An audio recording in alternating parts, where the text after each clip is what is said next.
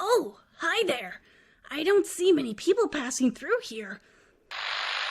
Although, the other day I met a young lady who said I was a beautiful flower.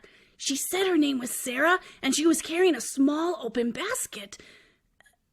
When I saw what was inside it, I noticed it was filled with other flowers that had been ripped from the ground. They were all lifeless. Sarah looked down at me and asked, "What's the matter? Why do you look so distraught?"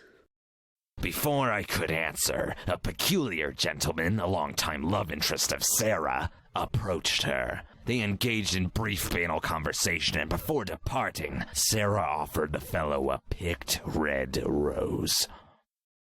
She contentedly said to him, "Here's a flower for you." He blissfully accepted the rose and smiled in return.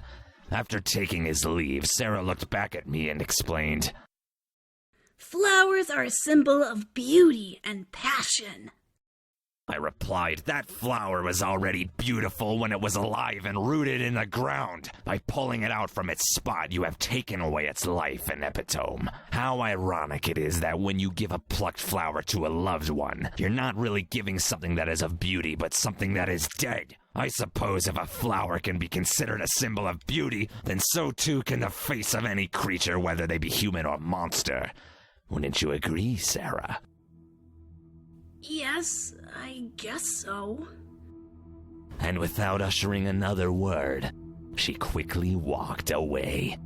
Afterwards, I decided to follow the fellow who accepted the rose from Sarah.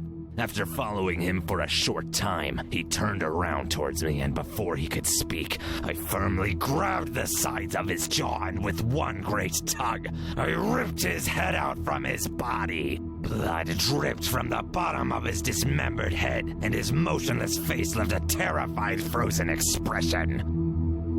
And so the next day, when I was once again approached by Sarah, I held out the head of her love interest and said, "Here's a flower for you."